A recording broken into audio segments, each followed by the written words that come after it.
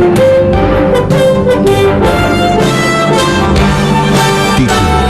de Primera. Una propuesta independiente para recorrer la actualidad nacional e internacional de última hora. Títulos de Primera. Hola, ¿cómo les va? Aquí estamos nuevamente en Títulos de Primera. Una nueva semana, una semana cargadita, como todas las que venimos viviendo y que seguiremos viviendo seguramente.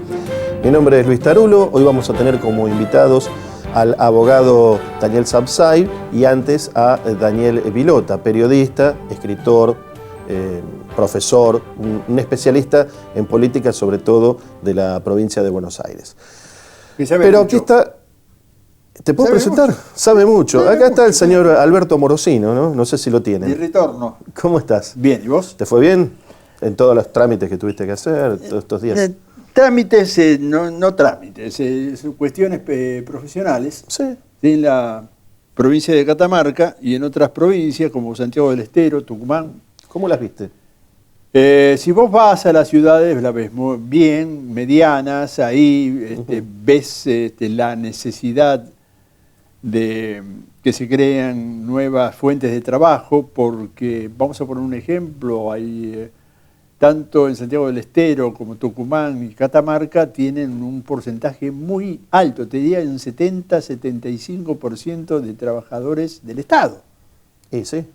Donde es una constante en todo el interior, ¿no? Es una constante. Yo creo, haciendo un análisis muy sobrevolando, ¿no? El análisis de los por qué, no podemos olvidar del caudillaje de las provincias, donde todos estaban trabajando para el patrón. Claro. Esa es una continuidad, una mala continuidad, por lo menos en nuestra República Argentina. Yo lo junto con el pensamiento esclavista, ¿sí? Seguimos siendo esclavos. O hay una esclavitud no declarada, pero esclavitud al fin. Muchos en el interior, cuando me tocaba tomar la palabra, me decían, che, no seas tan extremista. ¿Qué extremista? Decir que uno debe rebelarse al sistema para que el sistema no lo aplaste. Y sea más justo. Y sea más justo, que haya justicia, que tengan un trabajo digno, que se armen fuentes de trabajo, que no sean de... Vos imaginate en las fronteras entre Catamarca y Tucumán, por ejemplo.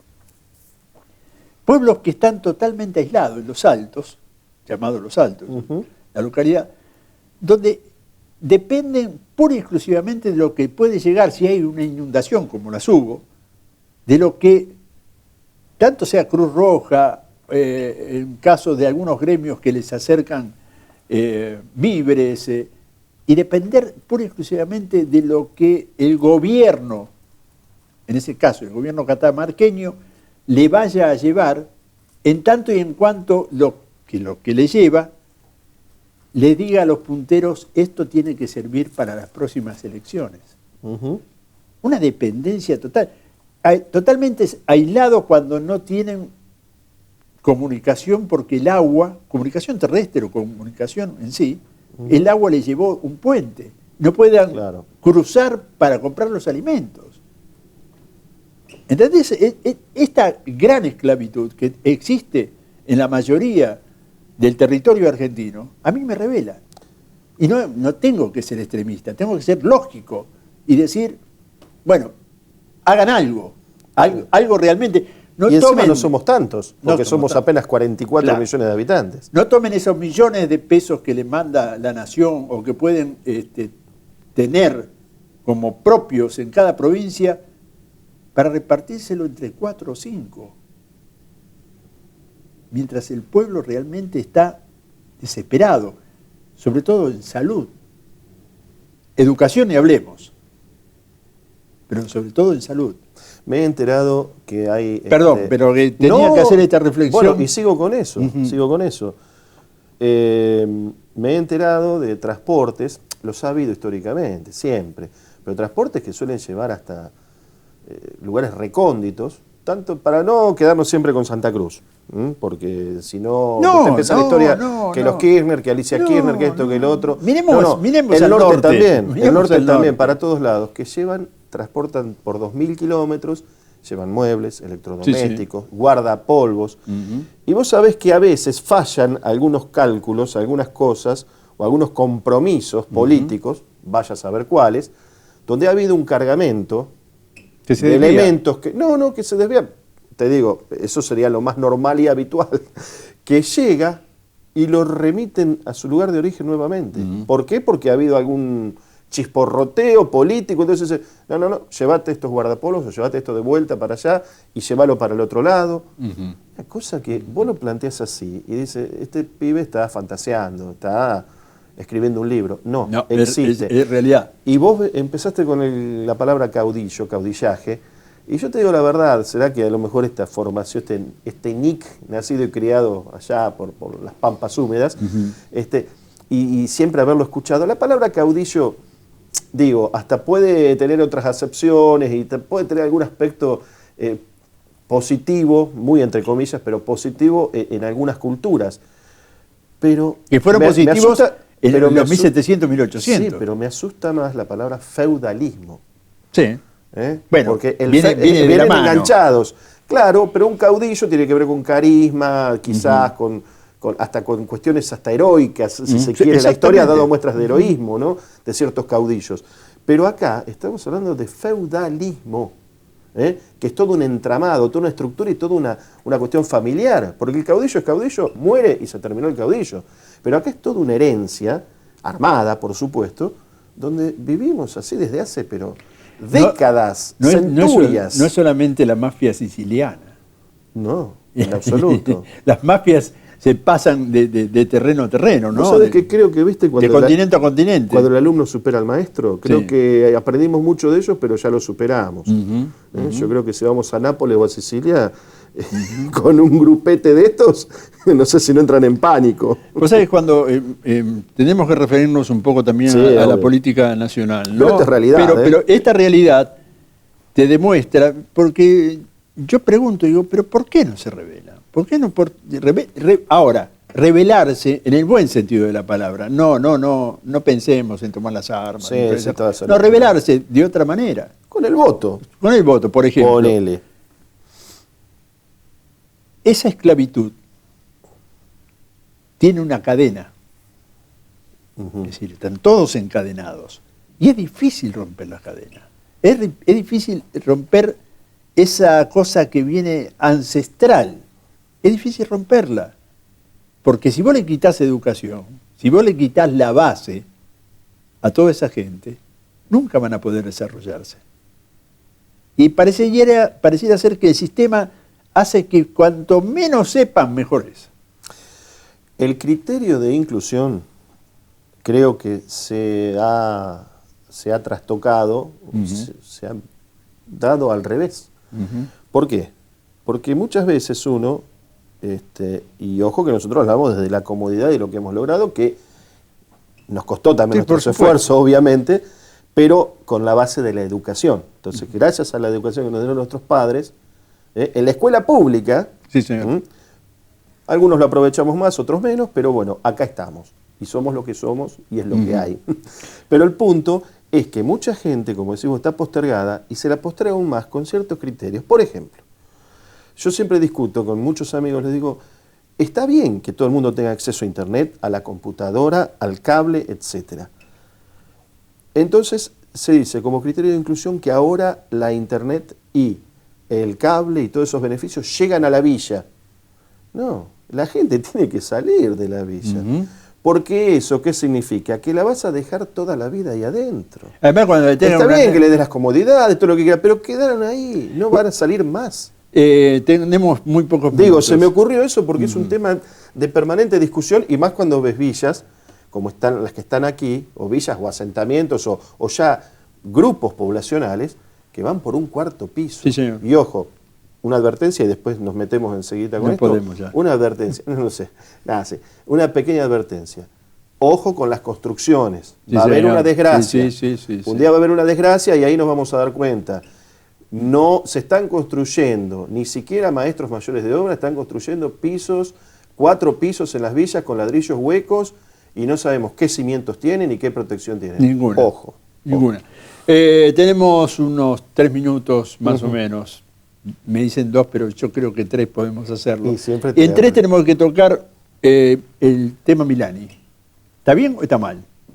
Yo tengo dudas. Vayan separados. Está bien que se vaya, pero porque ya está muy cuestionado Sí. para una institución, para un El gobierno. general Milani estamos hablando. Sí, el jefe del ejército.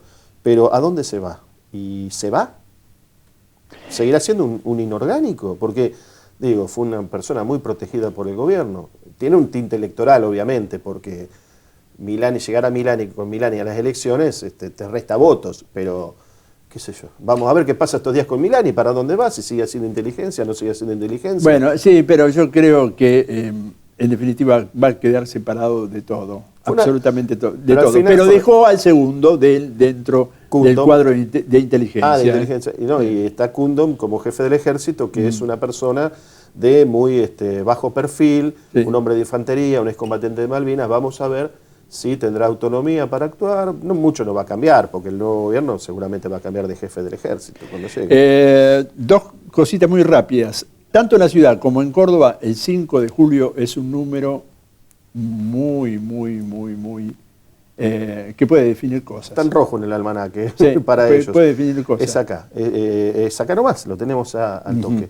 No, yo creo que la ciudad, salvo catástrofe para el PRO, no va a haber mayores problemas. Pero Lustó puede acercar tanto que le puede complicar la legislatura porteña al próximo. No, que Lustó va a sumar muchos legisladores, o varios, seguro. Ahora que de allí la gran duda es el balotaje, digamos, Sí, sí. ¿no? Pero bueno, la gente de la reta de Macri está, y Macri ha cerrado todo con esto del nombramiento de Michetti, etcétera. Ha tratado de cerrar, de blindar todo como para ganar No, bien. me parece que no armó tan bien, ¿eh? Me parece, nada No más. sé, bueno, pero esos votos de Michetti que eventualmente podía fugarse de algún simpatizante que diga, bueno, no, yo ahora estoy más cerca de Lustó, bueno, él trata de retenerlos de esa manera, no sé. ¿Qué opina de Jorge Asís? 2 segundos. ¿Buen Gran escritor? Gran profesional. Gran profesional. Sí, periodista Gran y profesional, dijo hace muy pocas horas. Un hombre con una inteligencia Sí. superior, ¿eh? La Cámpora, ¿me hablan de la Cámpora? La Cámpora son muchachos muy bien organizados, con mucho criterio. Atención con la Cámpora, que en las próximas décadas puede llegar a ser un número muy importante. Pero no van a llegar con el nombre de la Cámpora. Bueno, Yo me juego. listo. Ya está, profesionales. Gracias por tu tiempo. Bueno, ¿ya está? Sí, ya está. Listo, nos sacan si no. Dale. Vamos entonces ya a este nuevo Títulos de Primera, como les dije, con Daniel Vilota y Daniel Sapsay. Hasta luego. Andar, obra social de viajantes vendedores de la República Argentina. La mejor cobertura familiar al mejor precio. Planes de salud para particulares, trabajadores en relación de dependencia y monotributistas. 0810-345-0184. Andar, www.andar.org.ar. Hay algo que con los años me quedó claro. Para llegar lejos necesitas la tranquilidad de tener todo asegurado y yo activo esa tranquilidad con Provincia Seguros. Hacé como Marcelo y confía en Provincia Seguros. Provincia Seguros, una empresa del Grupo Provincia. Gobernación Daniel Scioli. ISV, Instituto Superior de Viajantes. Carreras comerciales con títulos oficiales. Validez nacional. Informes e inscripción al 0800-345-4373.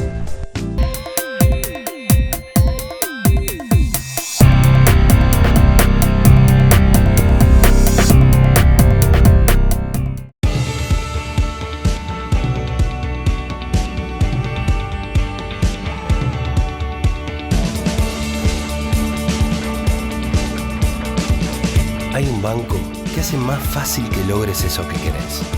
Banco Provincia, de tu lado, Buenos Aires, Gobernación Daniel Scioli. Bueno, aquí estamos con Daniel Vilota, como les habíamos anunciado, periodista, escritor, profesor y un amigo sobre todo. ¿Cómo estás, Daniel? Gracias por venir. Gusto. Vamos a evaluar un poquito el tema político, ¿no? Que es una de tus grandes pasiones, como la de todos nosotros, en definitiva.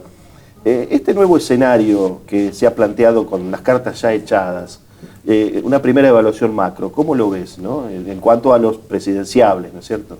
Mira, me gustaría correrme un minuto de las fórmulas porque creo que lo primero que hay es, en un sentido que no hubiera querido la Presidente, un gran tributo al peronismo bonaerense. ¿En qué sentido? Vos sabés que Cristina fue convencional en 1994, ya para entonces su esposo y gobernador de Santa Cruz era un aliado fortísimo del de la provincia de Buenos Aires, Eduardo Duhalde, así que no podían desconocer que eliminando el colegio electoral y planteando al país como un distrito único, los intendentes cobraban un poder inusitado que si bien no va a estar reflejado en la lista de legisladores, muy ganadas por gente de la cámpora y ministros que necesitan, parece claramente, fueros, van a ser quienes cuiden las boletas. Te puedo contar una anécdota que tal vez refleje bien. Vos sabés que Juan Patricio Musi iba a ser compañero de fórmula un mes atrás de Julián Domínguez, el presidente de la Cámara de Diputados. Su papá le aconsejó que no lo hiciera porque le iban a llenar la cara de dedos. Así de literal. Musi, que es diputado provincial. Y además es la materia gris en Berazategui y una porción importante de la zona oeste de la tercera sección electoral. Que fue intendente, por supuesto. Por supuesto, casi 25 años si no me fallan las cuentas. Sí. Musi le dice al hijo que renuncie básicamente a esa aspiración porque Aníbal tiene una enorme concentración de poder que negoció con Cristina cuando renunció como senador para que asuma Juan Manuel Abal Medina, otro necesitado de fueros. Y Musi de inmediato, después que el hijo se baja de esa aspiración, que se da el baño de humildad, se convierte en miembro muy importante, connotado, de la mesa de promoción de la candidatura de Aníbal. Hace 48 horas le dijo un amigo, la verdad, a mí Aníbal me cae bien, pero si lo defiendo a él y Sabatella se me tiran todos los intendentes en contra. Entonces lo que voy a hacer en el cuarto, pongo los dos boletes y que la gente elija. Es casi naif. Todos sabemos que los aparatos municipales van a jugar su partido y quien defina que es el gobernador va a ser quien trabaje para una o para otra boleta. Hoy parece que con la presencia de Sabatella, el titular de la AFCA, que concentra rápidamente la tirria de todos los intendentes de zona norte, más un personaje muy emblemático de la zona sur, Julio Pereira, presidente de la FAN, intendente de Florencio Varela y muy hostigado por Héctor Salatino, de Nuevo Encuentro, un concejal que mide muy bien frente a un Pereira desgastado y que fue su presidente del Consejo Deliberante y además es diácono. ¿Por qué te cuento esto? Porque la combinación de política y religión en las zonas más pobres es sinceramente temible. Sí, es fortísimo. O sea, que lo de Sabatella puso a Julio Pereira, sin dudas, al lado de Fernando Espinosa. Y pareciera hoy que va a haber algún alineamiento más. Va a haber dificultades, por ejemplo, con Martín Insaurralde, el intendente de Lomas de Zamora, porque se lleva muy mal con Domínguez. Desde la época de la Cámara. Básicamente porque Domínguez, como Kunkel, fueron de los sectores duros que lo criticaron por ir a Tinelli, por su vínculo con quien es ahora su esposa, Jessica Sirio.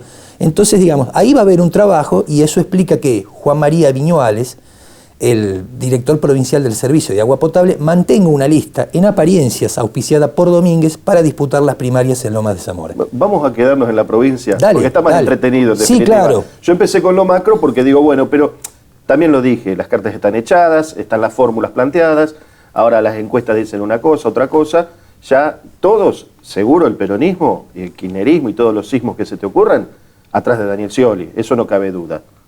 Ya se encolumnaron, el verticalismo funcionó acá, aunque sea con forceps, pero bueno, lo tienen que aceptar. Sí, eso está muy claro. El problema para Scioli es que ninguna de las dos fórmulas de candidatos a gobernador lo representa cabalmente. Claro. Él se lleva mal también con Domínguez y un poco mejor con Espinosa, que además es el presidente del PJ y el intendente del distrito electoral más importante de la provincia. Bueno, pero Julián Domínguez tiene una formación peronista clásica, cuyo último gran exponente, digamos así, fue Eduardo Duhalde, ¿no? En el poder, ¿no? Esa formación del típico peronismo bonaerense, territorial, caminar la provincia, caminar los distritos, con una fuerte vinculación con la religión, nuevamente. Dicen, graciosamente, el candidato del Papa. No sé si es así, pero el Papa lo conoce y Julián Domínguez fue siempre un hombre muy vinculado con la iglesia, un militante de la religión. Sí, me pregunto si el Papa hablará de Julián cuando piense en tratar el tema de los divorciados. Claro. Una cosa bastante rara en un católico y después de 30 años de matrimonio se divorció para casarse con una secretaria. Tengo entendido que en su primer matrimonio Julián logra anularlo, ¿no es cierto?, con la rúbrica del Papa, que creo que en ese momento era Juan Pablo II. Después en este divorcio no me meto, además, bueno, pero lo estamos analizando políticamente, digamos, la situación. Así que, pero creo que acá, bueno, es también la flexibilidad que se da a la Iglesia en estas situaciones donde juega la política muy fuerte. Y lo de Fernando Espinosa, que vos decís bien, le garantiza, porque es otro hombre, digamos, el heredero de Balestrini, pero bueno, en todo este tiempo se fogueó, aprendió a manejarse más en la política. Y bueno, es una garantía para los intendentes, para los famosos varones, como le dice todo el mundo. Y que acá está una de las claves, Luis, porque yo creo que quien va a tener diálogo directo y le va a abrir la puerta a los intendentes del gobierno de la provincia, por supuesto, siempre que ganen, es Espinosa. Y no me da la impresión que Espinosa gratuitamente monte un aparato político para Domínguez, que pertenece a una sección electoral de pocos votos, y donde tiene un enemigo declarado muy importante que aparece ahora como el único que le dijo no a Cristina, el ministro del Interior y Transporte, Florencio Randazzo. Así que yo no creo que los intendentes vayan a permitir que se repita el modelo de Scioli, digamos, alguien sin poder, repartiendo recursos y discutiendo cómo tiene que ser el gobierno de la provincia, que hay que decirlo también, en el caso de Scioli se va con un gran debe en materia de obra pública, de infraestructura y en materia de políticas de salud.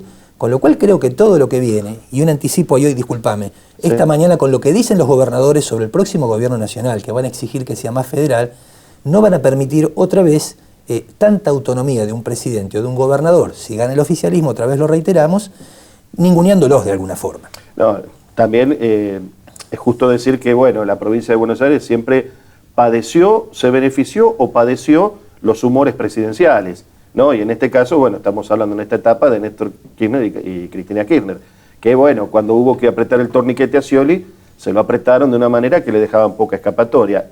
También Scioli, con su forma de ser la política, favorecía esas circunstancias, pero de todas maneras, rebelarse desde la provincia de Buenos Aires a la presidencia es un riesgo muy grande, ¿no es cierto? Sí, por supuesto, y además Scioli, con bastante habilidad, cuando se quedó sin los fondos especiales que le giraba el gobierno nacional, llevó adelante, les pido perdón por la tos, una reforma impositiva que ha aumentado, yo digo, en nivel récord la presión fiscal sobre los bonaerenses, pero que le ha permitido llegar hasta ahora, por lo menos hasta octubre, con los recursos suficientes, sin tener que buscar, con tanta necesidad como otros años, financiamiento exterior.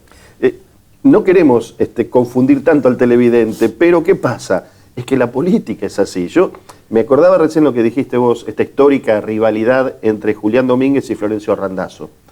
Y veía en estos días pasados, justo antes del portazo de Florencio Randazzo, que tenían arreglado, después de mucho trabajo, habían arreglado las listas de diputados provinciales, acordado Julián Domínguez y Florencio Randazzo, por lo menos en la cuarta sección electoral, que es el distrito que manejan ellos.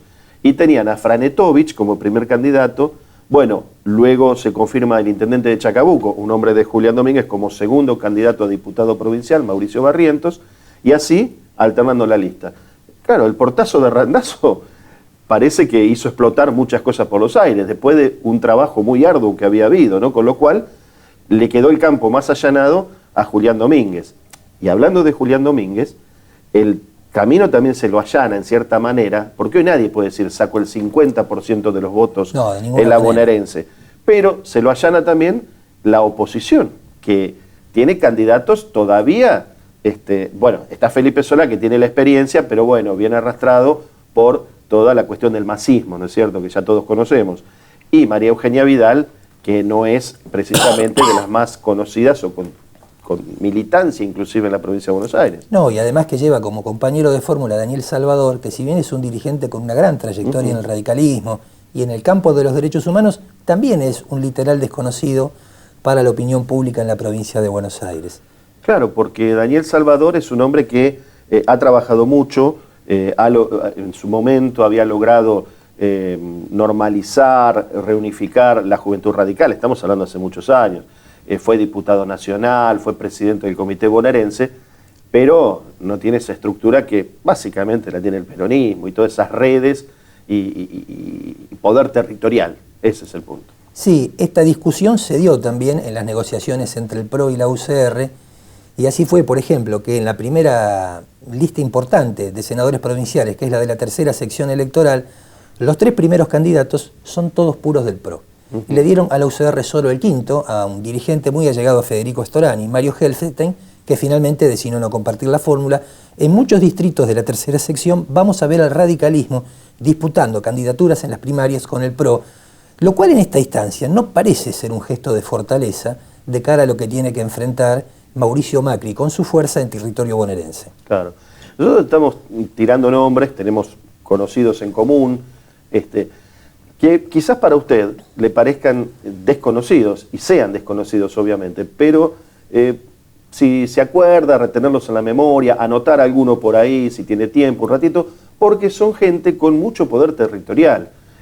Tienen muchas veces más votos propios que los que van en listas sábanas de la Cámara de Diputados. Perdé cuidado con eso, es así. Bueno, a ver, La Matanza, que tiene un padrón de casi 1 millón, un poquito menos, 600.000 electores, y Lomas de Zamora, con 400.000, seguro están garantizando el ingreso de 5 o 6 diputados nacionales. Claro.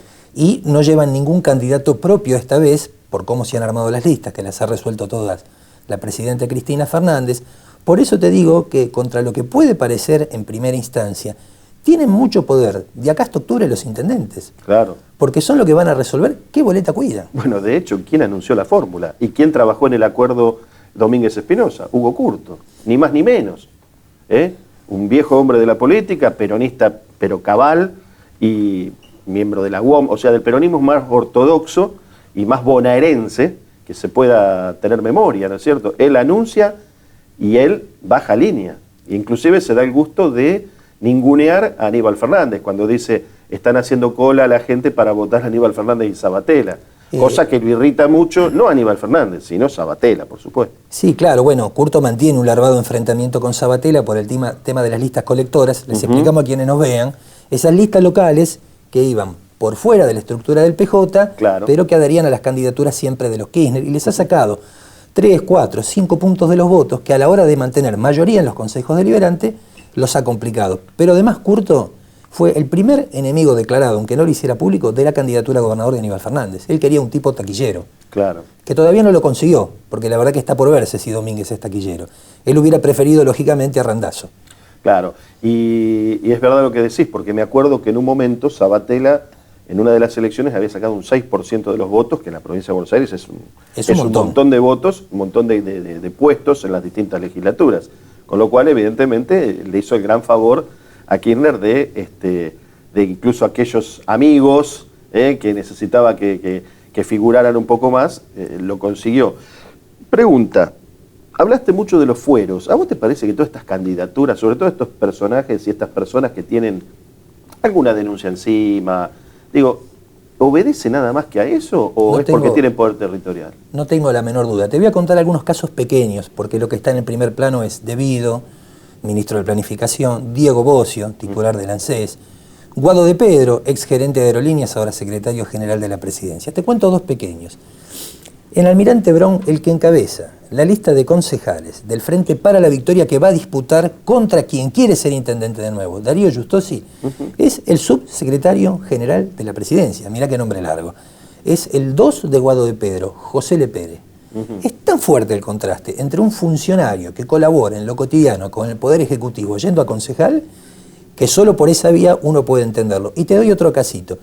En Cañuelas, el primer candidato a concejal del Frente para la Victoria, que se le va a oponer a la reelección de Gustavo Arrieta al intendente, es Rodrigo Ruete, secretario general del ANSES en el orden nacional. No hay dimensión. No creo que tengan tanta vocación y altruista de ver qué está pasando en Cañuelas. Porque los concejales también tienen fueros. Claro que tienen fueros los concejales. No tienen todo el alcance que tiene lo de un diputado nacional, pero sí tienen protección ante citaciones judiciales. Sí, pero digo, no te convence. Te creo absolutamente. Lo que me resisto es que digo, bueno, si hay una denuncia contra vos, vas a la justicia y si no tuviste nada que ver con nada, vas a aclarar tu situación. Digo, es tan simple como eso. Por lo menos a mí, a vos se nos ocurre que no tenemos ningún fuero especial. El único fuero que tenemos como periodistas es la Constitución y las leyes que nos permiten preservar la fuente de información.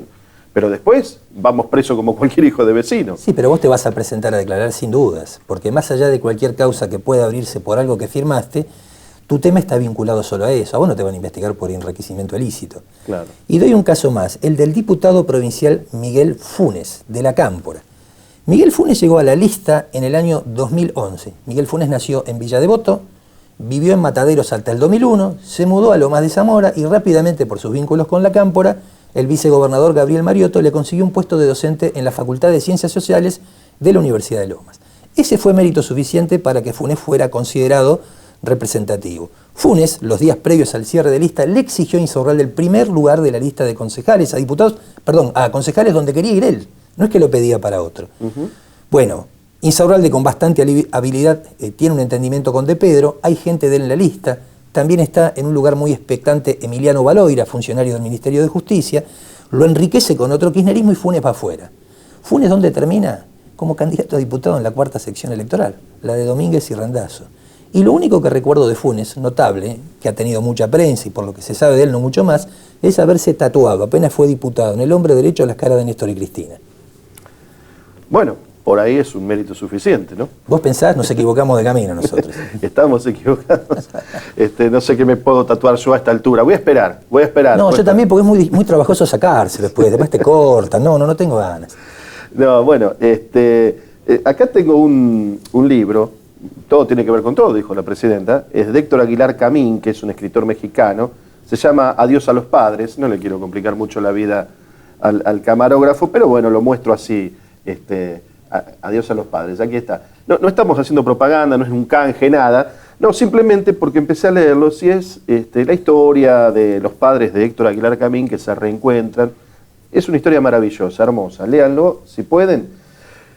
Lo que quiero decirte, usar este título, por eso lo traje a propósito, Adiós a los padres. ¿A vos te parece que después del 11 de diciembre, no hay que esperar mucho, unas horitas, le van a decir todos adiós a Cristina? Porque no. Vos sabés cómo es esto, la política tiene muchos sinsabores, ¿no? Vos pensás que tenés todos atrás tuyo y te dejan dar el paso adelante solo. No va a ser tan inmediato. Yo calculo que eso va a pasar por abril, cuando también el PJ bonaerense esté rediscutiendo su reorganización. Descontamos que Espinosa va a seguir siendo el presidente, pero ahí la Cámpora va a pretender ratificar sus lugares, no le va a quedar más remedio que hablar con los que tienen votos de verdad, los intendentes, que son mayoría frente a la Cámpora, pese a que tienen todavía cargos en la legislatura, y van a tener que rendirse. Y yo creo que lo de Zanini, incluido en la fórmula, es una cabeza jurídica para pensar una salida a cualquier dificultad. Ni de lejos me lo imagino bajándole línea a Scioli. Claro, bueno, ahí están esas dos posiciones, esos dos análisis que dicen, no, es un ariete, es un dique para Daniel Scioli, o es simplemente una tarea de manejar y saber cómo tejer y destejer una madeja que él armó en todos estos años también. Yo creo que ese supuesto clave va a estar en el Senado, ahí se resuelve la designación de jueces, sobre todo de jueces federales. Por ahí se va a discutir otra vez qué hacer con Gil Scarbó, si es que gana otro partido que no sea el oficialista. Y si gana el oficialismo, yo creo que lo va a hacer bastante ajustadamente, entonces va a tener que tener gestos a la oposición. O sea que yo creo que lo que viene es con el kirchnerismo cerrando su ciclo en la historia, no de la manera que hubiese esperado, pero hay que decirlo también con sinceridad. El ciclo bueno del kirchnerismo coincidió con el ciclo bueno de las exportaciones de productos primarios, sin valor agregado. Claro. Esto es lo que se está terminando. El punto es también que, como te decía, ¿no? Volvemos siempre la burra al trigo, como se dice vulgarmente. Mucha gente se olvida después de sus padres. Hay gente que se olvida de sus padres y van a seguir su propio camino. Viene una reconversión. Vos fíjate con los jueces. Los jueces pasó la famosa servilleta, los jueces de Menem, todo.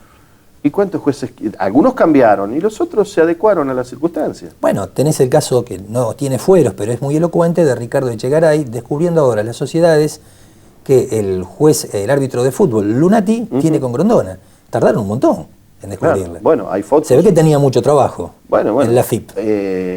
Cosas de la política, ¿no es cierto? Totalmente. Como para todos, el gobierno, Grondona, etcétera. Bueno, ya estamos terminando. ¿Qué se te ocurre como una reflexión final? Y, ojo, esto, acuérdense lo que dice Daniel acá, porque Daniel es un caminador y conocedor profundo de la provincia de Buenos Aires y sobre todo del conurbano. Así que atenti lo que les está avisando y les está anticipando. ¿Qué te merece como una reflexión final?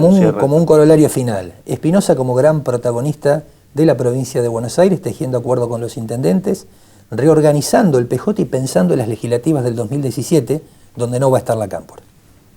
Muy bien, no va a estar la Cámpora. Igual, nos quedan 30 segundos. La Cámpora, se le ha dado un nombre, viste, que a algunos les produce, viste, escozor. Y algunos le hacen una analogía de revolución.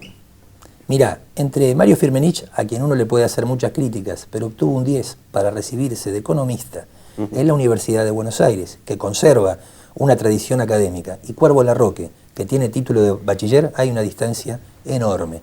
Para mí son nada más que una imitación berreta, muy mala, de alguna pasión que tuvieron los montoneros, discutible o no, eso ya es harina de otro costal. Bueno, entonces como es harina de otro costal, nos vamos a encontrar otro día acá. Sí, claro, así le explicamos a la gente todos los nombres que tiramos, que son un montón. Vengo 10, 12 veces y lo hacemos. No, y además va a haber elecciones en el medio, vienen las capitalinas y las PASO, así que vamos a tener tiempo de hacer 1000 programas con todo y va cambiantes. Daniel Vilota, con todos nosotros, colega, amigo, profesor, escritor. Aquí lo tiene. Gracias, Daniel, por haber venido. No, por favor, un abrazo a vos, Luis. Listo. Vamos a una pausa y seguimos con más títulos de primera.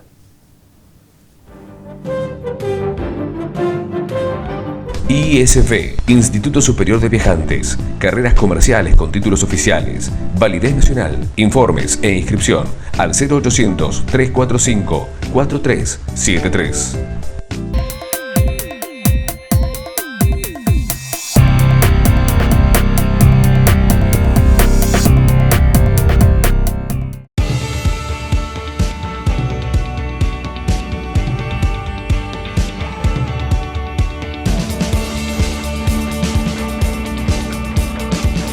Hay un banco que hace posible que alcances tus sueños.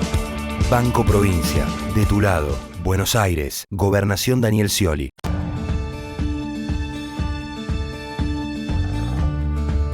Vos preparás más de 700 platos por noche, pero elaborás cada uno como si fuera el único. Vos tratás con cientos de personas al día, pero saludás a cada una como a un amigo. Vos servís infinidades de cafés cortados y nunca te olvidás del vasito con soda. Un sindicato como la UTGRA tiene miles de trabajadores, pero cuando se trata de tu formación y tu educación, para nosotros sos el único. Tu trabajo es atender a la gente. El nuestro es servirte a vos.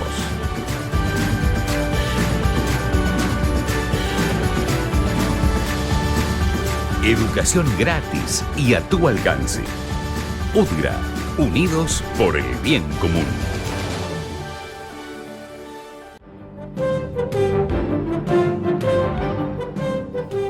Bueno, también como les anunciábamos con el doctor Daniel Sapsay estamos conversando ahora, abogado constitucionalista, mucho más presentación no necesita. Gracias, Daniel, por estar aquí. No, gracias por invitarme, un placer. Bueno, también como decimos, como nos conocemos por esto tema del oficio, del periodismo y del derecho, podemos tutearnos, ¿no? Así que ningún problema. Claro que sí. Daniel, ¿cómo ves en este momento la justicia? Vamos a empezar así por el gran panorama, ¿no? ¿Cómo estás viendo la justicia en este fin de ciclo de un gobierno? Bueno, veo en primer lugar que se va profundizando toda una acción que proviene de muchos años de tratar de capturar a la justicia, es decir, romper con su independencia. Hubieron distintos momentos, cuando se reforma primero el Consejo de la Magistratura, allá en el 2006, y ya el sector político adquiere preponderancia con una suerte de derecho de veto en manos del Ejecutivo por el número. Después las leyes de democratización de la justicia, después la creación de justicia legítima, es decir, como una justicia militante, es decir, que de por sí ya implica una contradicción a la independencia de la justicia. Claro.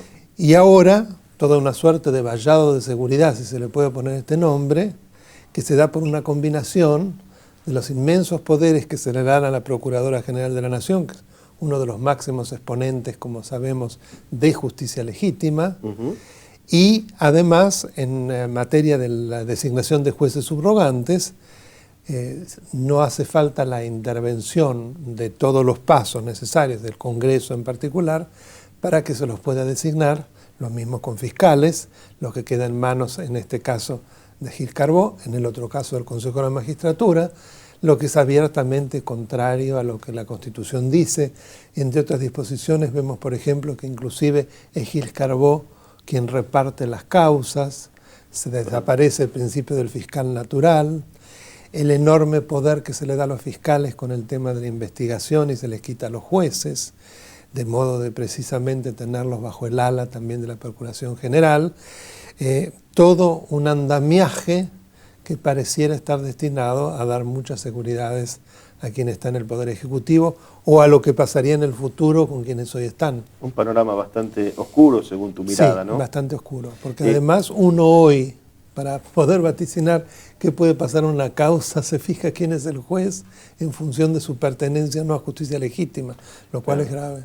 Sí, que antes se hacía de una manera un poco más rudimentaria, que alguien podía, según su conveniencia, bueno, puede todavía designar o ver qué juez está en turno, hacer las denuncias en comisarías para que recaigan en el juez que está en turno en ese momento, pero son subterfugios que en definitiva podían después salvarse o no pasaban de allí, ¿no? El tema es que ahora hay todo, como decís vos, un andamiaje que cambia toda una tradición. Que da una seguridad. Inclusive te deja abierta la puerta a gente, vamos a decirlo con todas las letras, incapaz. Inidóneo, sí, claro que sí. Ya lo hemos visto, sí. Y hablaste de Gil Carbó, la procuradora o el cargo de procurador, ¿no es vitalicio o sí? ¿O puede ser removido? Solo por juicio político.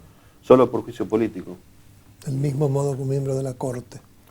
¿Y a vos te parece que hay motivos, estamos hablando dentro obviamente de la legalidad, no de lo político, hay motivos como para cuestionar la continuidad de Gil Carbó, eventualmente para un próximo gobierno? Yo creo que ha habido un claro mal desempeño, por empezar, en su alineamiento clarísimo y confeso.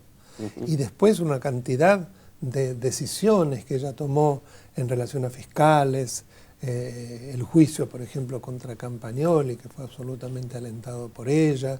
Hay una cantidad enorme de actos en los cuales demuestra que ella responde a instrucciones del Poder Ejecutivo, que los que expresamente la ley del Ministerio Público le prohíbe, ¿no? Esto nos genera un riesgo. A ver, te doy un ejemplo. La generación de justicia legítima de un partido o una agrupación judicial, porque el gobierno habla del partido judicial, pero bueno, ha creado una agrupación que actúa a la vez como un apéndice de un partido político o de un gobierno, ha dado surgimiento a otras organizaciones que reivindican la independencia de la justicia. Concretamente, una de las más destacadas es Usina de Justicia, que cuidan la forma y de no politizar la situación. Pero digo, ¿por qué nace Usina de Justicia? Como reacción a justicia legítima, en definitiva, como además, para dar una respuesta y despertar el espíritu de independencia nuevamente. Sí, una toma de... Yo integro claro. Justicia y también como una, fundamentalmente, toma de conciencia de la influencia nefasta que ha tenido todas las teorías abolicionistas que en gran parte fueron inspiradas por Zaffaroni, ¿no? Claro, pero... No, exacto, está bien, incluye también ese dato. Pero yo te decía, no hubiera tenido quizás necesidad de existir Usina de Justicia si no hubiera existido lo otro, digo, porque hasta ese momento estaban las agrupaciones de jueces, están las organizaciones de jueces, están los jueces que tienen afinidades, los abogados, de magistrados, por supuesto. Están los, pero digo, de esta manera tan brutal, si se quiere, de tener que contraponer una agrupación para decir, muchachos, van por el camino equivocado. Desde ya, pero todo lo que hace la independencia de la justicia, claro, la pregunta, es un tema clave. Este panorama que se nos presenta, y la pregunta es, ¿no hay el riesgo de que venga alguien que, si son reemplazados determinados funcionarios, determinados jueces, que venga alguien con un espíritu de revancha y haga todo lo contrario, digamos? Bueno, siempre, desgraciadamente, nuestra historia nos muestra que es una historia de antagonismos. Y creo que lo que hay que hacer ahora es romper con esta historia absolutamente binaria. O estás conmigo, o sos mi enemigo, toda una cultura que, lejos de posibilitar una construcción democrática, lleva a lo contrario, y que creo que la mayoría de la gente ya está harta, ¿no? Pero bueno, es un poco nuestra historia. Nosotros nos hemos movido por antagonismos, negro, blanco. Los matices no ha sido lo que nos ha regido, muy pocas ocasiones. Y lo muy complicado y grave, digo, hasta me tomo de tus palabras, de tus declaraciones en otras ocasiones, de tus compañeros de ruta en este tema, es haber llegado a la Corte, ¿no? Toda esta historia, ¿no? Porque hasta ahora la Corte se mantenía incólume, impoluta, en el sentido de que, bueno, era como un elemento que no se tocaba, algo sagrado en la justicia. Y bueno, se ha llegado a la Corte de una manera muy brutal también. Sí, hasta ahora sin éxito, afortunadamente, pero no hay duda que son golpes que, lejos de facilitar el funcionamiento del máximo Tribunal de la República, lo llevan a actuar bajo una presión enorme, ¿no? No, y situaciones muy, muy feas como lo que ha pasado con el doctor Fait. Sí, lo que ha pasado con el doctor Fait es vergonzoso, ¿no? Un hombre de su edad que ha demostrado su lucidez, además. ¿A vos te parece, Daniel, que el gobierno ya en estos pocos meses que le quedan, más allá de que siga el peronismo en el poder eventualmente, pero digo, el gobierno de Cristina Fernández, o Cristina Fernández, que va a quedar fuera del gobierno el 11 de diciembre, ¿se va a resignar ya con el tema de la Corte? ¿Se ha resignado y buscó otros caminos, como por ejemplo el nombramiento de jueces, fiscales, etcétera? Es difícil decirlo, porque nosotros vemos que cuando parece que una cuestión está terminada, se reflota luego y reaparece bajo otro color. Pero pareciera que este episodio con el doctor Fait, y además hubo un llamamiento hasta de la Iglesia, llamando la atención precisamente sobre algo absolutamente grosero y contrario a la Constitución, me parece que ya no. Además, el modo como estaba funcionando la Comisión de Juicio Político de la Cámara de Diputados también es inconstitucional, creando una comisión ad hoc, ejerciendo funciones instructorias que no tiene. Además, se buscan, digo, y esto es objetivo, no es porque uno esté en contra o a favor, pero digo, se buscan caminos o experiencias o experimentos, más bien dicho, que están, todas las situaciones están contempladas en la ley. Si vos querés sacar a alguien de la justicia, considerás que está actuando mal, tenés el juicio político, por supuesto, tenés un consejo de la magistratura. Era eso lo que había que hacer, que efectivamente no se respetó. Claro. Un poquito yendo a lo estrictamente, a la actividad de la justicia, a las normas, ¿sabes? ¿Cómo ves este nuevo Código Civil y Comercial que rige todo prácticamente la vida de los argentinos? Sí, por un lado no hay duda que sigue una corriente moderna en cuanto a la unificación de las normas civiles y comerciales. Por otro lado, también disminuye el número de posiciones, que también muchas eran enormemente prolíficas, constitucionaliza muchos derechos, pero también tiene una cantidad de cuestiones que no están claras, hay contradicciones. Digo además por mis compañeros civilistas que hablan sobre la cuestión. Claro. Además está el tema precisamente, temas que se vetaron del proyecto o anteproyecto, como por ejemplo el relacionado con la responsabilidad de los funcionarios públicos, que quedó totalmente en manos del derecho administrativo y como una cuestión de las provincias, lo cual también me parece muy grave. El tema vinculado con derecho al agua, que tampoco aparece, derecho de incidencia colectiva, es decir, una cantidad de cuestiones que han quedado dejadas de lado.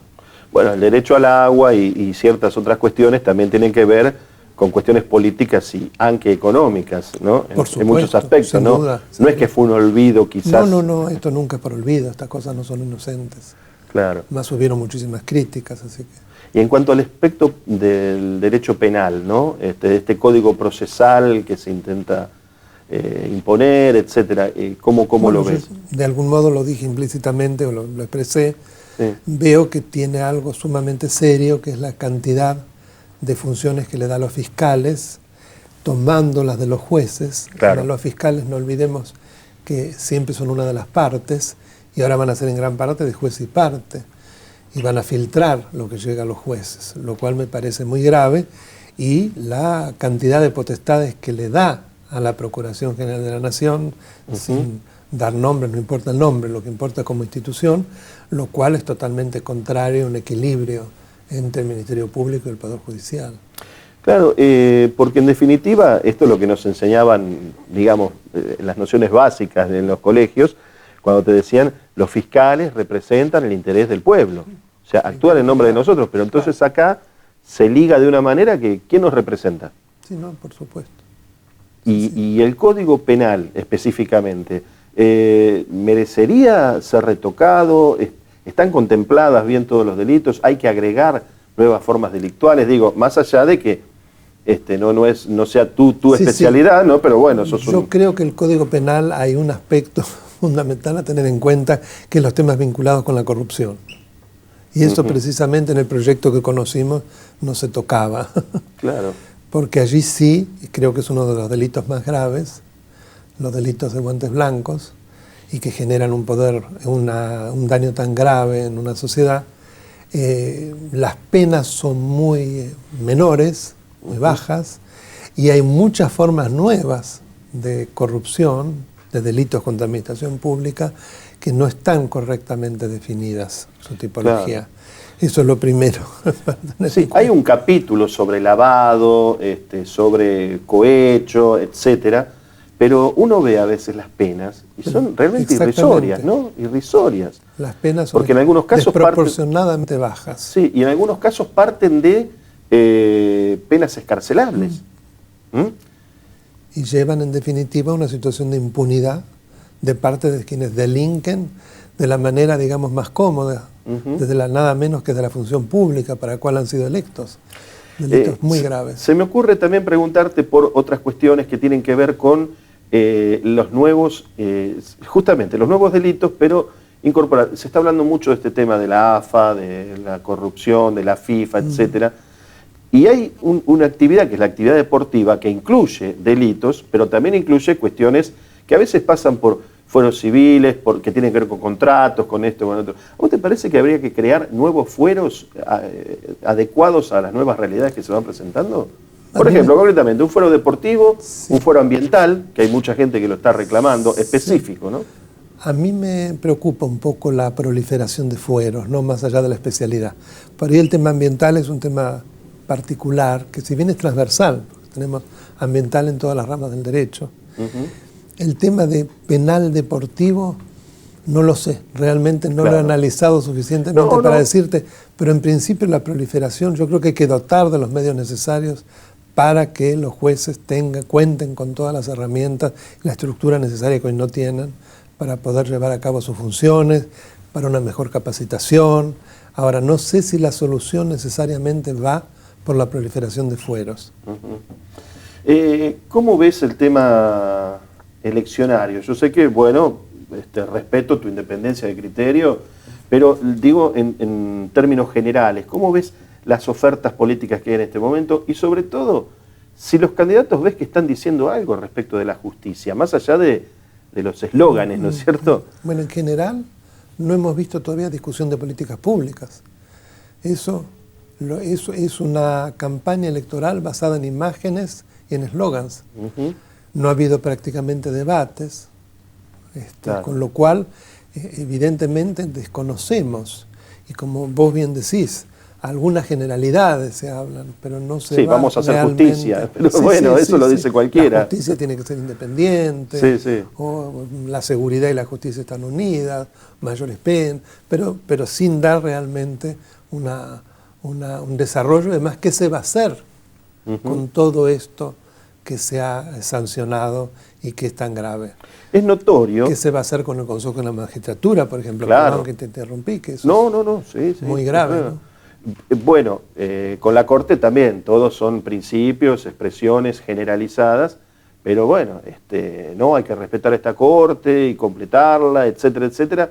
Tampoco se sabe, o nadie se anima, parecería, a decir, hablamos de una Corte de 5, hablamos de una Corte de 7, hubo bastante delirante, ¿no? De armar cortes de 13, 14 miembros. Sí. Pero digo, bueno, la de Estados Unidos tiene muchísimos miembros, pero bueno, no vamos 9 miembros. 9 miembros, pero no vamos a entrar a comparar un país con el otro y como el respeto por la justicia en uno y otro lado.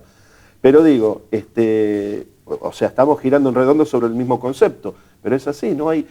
Y los equipos, por ejemplo, y esto también me gustaría resaltarlo, vos ves equipos económicos, equipos sociales, sobre política social, pero no hay un partido que haga trascender un equipo de juristas, que tienen quienes están trabajando, pero que lo muestren y digan, miren, esta es nuestra propuesta.